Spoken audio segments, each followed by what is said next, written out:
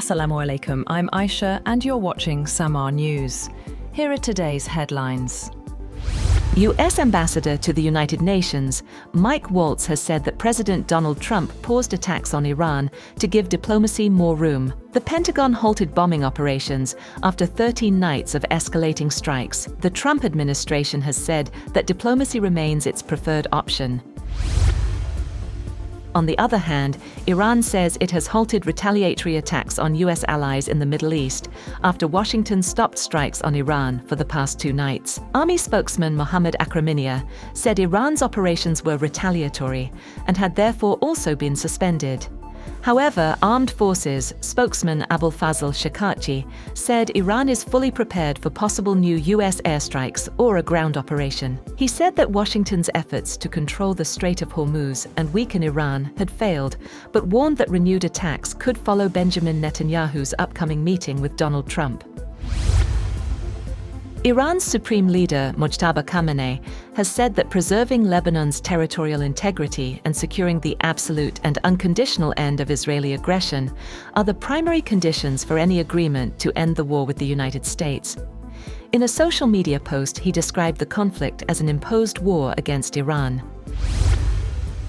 Iran has condemned what it says was a Ukrainian strike on an Iranian commercial vessel in the Caspian Sea, summoning Ukraine's chargé d'affaires in Tehran after the attack reportedly killed 1 sailor and injured another. Tehran described the incident as a hostile and criminal attack on a civilian ship and demanded an explanation from Kyiv. Ukraine, however, said it targeted vessels carrying military cargo linked to Iran, along with a Russian warship, during long-range strikes in the Caspian Sea.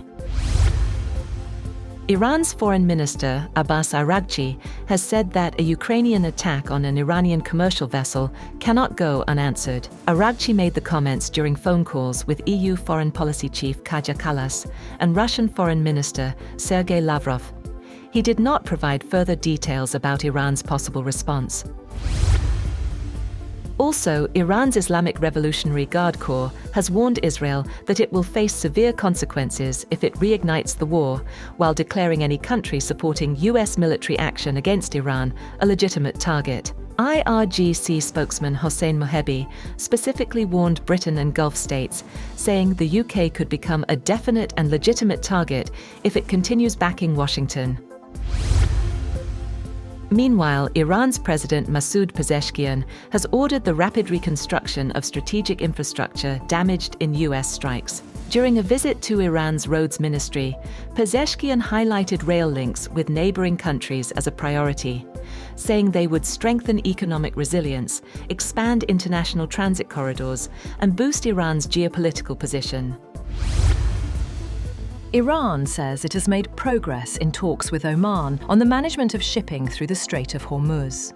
According to Iranian Foreign Ministry spokesperson Esmail Baghai, technical and political consultations focused on ensuring the safe passage of commercial vessels while respecting the sovereign rights of both coastal states. Tehran described the discussions as constructive and said negotiations would continue.